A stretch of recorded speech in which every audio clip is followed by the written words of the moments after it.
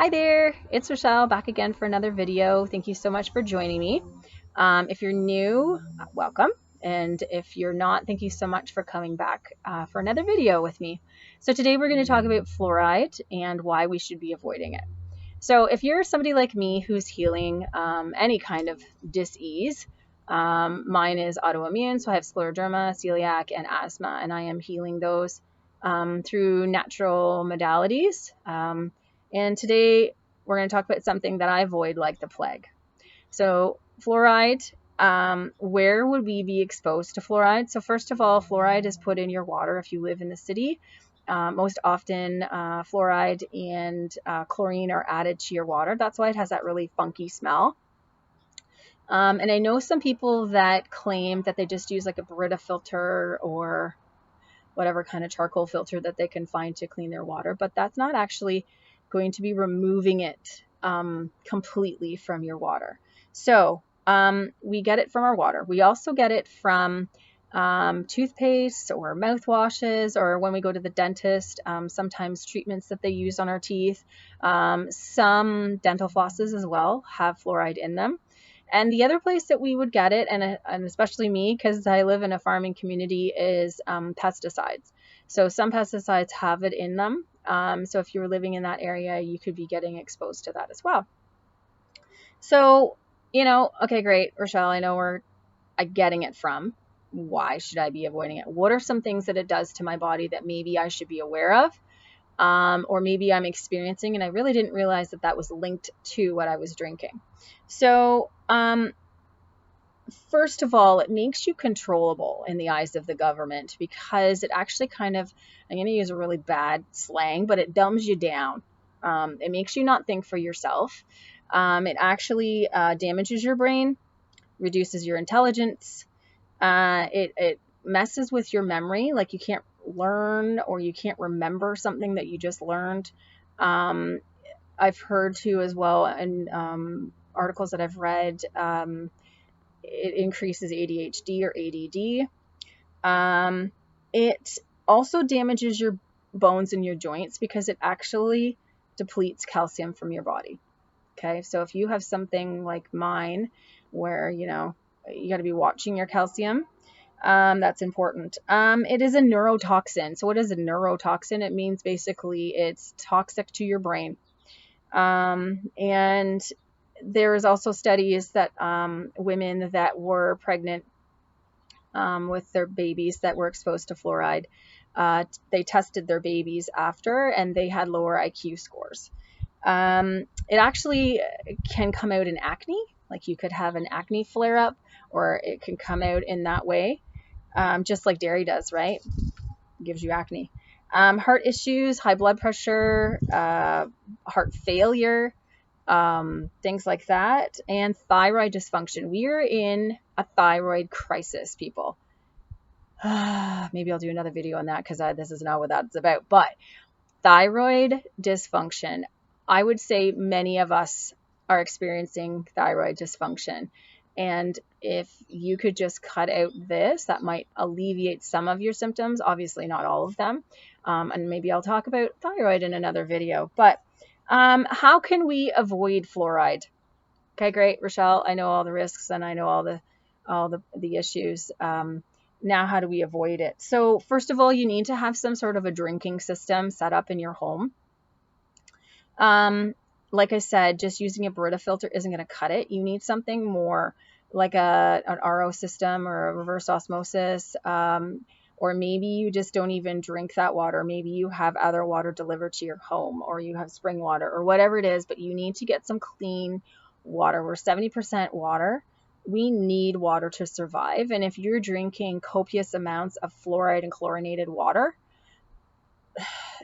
that is not what your body is designed to have, because now it's, yeah, there is water in it, but now it's also having to break down all of the chemicals that you've just thrown into your body. So it's not helping. It's actually making it worse. You need to switch toothpastes. My family has not used fluoride toothpaste in years. There's many different brands on the market. You can just do your own research or find what's local in your health store or whatever. Or go and you know, find a bunch that you think might be okay, read the ingredients, look up that. Be a conscious consumer. Do not go blindly by what you see on TV. Do not go blindly into believing everything that the masses are telling you. You need to do your own research. And if you are questioning your health, and you are someone like me who's getting nowhere with Western medicine or doctors, then you need to go inside yourself and you need to ask those deeper questions. What am I exposing myself to? Because this doesn't even just end at drinking the water. You're also bathing in it, showering in it, whatever. Remember, your skin is one of your largest organs in your body. So if you are having a shower, I don't know, a couple times a day, and your body's soaking that up. So not only are you drinking it, then you're bathing in it. So it's like a double whammy. Okay. So we need to really be looking at alternatives to it. You can make your own toothpaste. You could add, baking soda and some coconut oil and some essential oils like a peppermint or something like that, or a spearmint. I don't know, whatever flavor you like for your toothpaste. Everyone's different. You can make your own. In my journey, the reason I'm sharing these videos with you is that these things have helped me on my journey, helped to eliminate toxins, have helped me eliminate chemicals from my life, and I feel freer. So growing up, I was always on a well. We lived in a small home, and then we had a farm, and we always had a well. And then I went away to university, and that was kind of like my first exposure to this whole chlorinated fluoride water. I gagged every time I went to drink it because it stank. I didn't want to be drinking pool water. That's what it smelled like to me. We had a pool. It smelled like a pool. I'm sorry. There's no way that you can tell me that that is okay to be putting in my body. That's not what water smells like. And then from university, again, I had my own home. So I was in the city. And again, didn't know much about health at that point in time, and was drinking the water through a Brita filter, not knowing that it wasn't really helping me.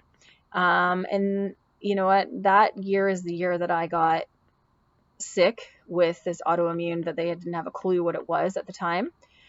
And then we moved to another home that was again on city water, and I just got worse and worse and worse. Now we live on well water. I'll never go back. In fact, we're trying to sell our home here in the next little while. And I said, it's one of my things on the list. I do not want to be in the city. I need well water. So you need to find me a home that has well water. Anyways, so let me know if you've cut fluoride out of your system or out of your body or out of your life, and how much better you feel. I feel better. I drink a lot of water. And we have a reverse osmosis system here. And actually, when we moved in, the tank that they had for the reverse osmosis system was probably what I would drink in a day. So we were constantly running out of water. I was like, we can't, I've got 5 people in this house. We all drink lots of water.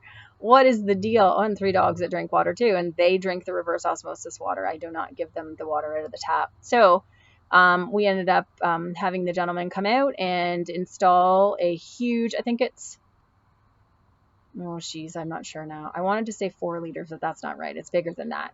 It's probably like a 10-liter tank or something like that downstairs, as well as the additional one upstairs.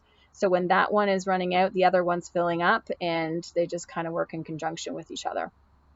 So let me know, have you cut it out of your life, and how much better do you feel? Are you still drinking it but finding alternatives? Look at what you're putting on your body and in your body. Start there.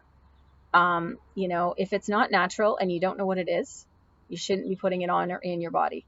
And if you cannot pronounce it, you probably don't know what it is, right?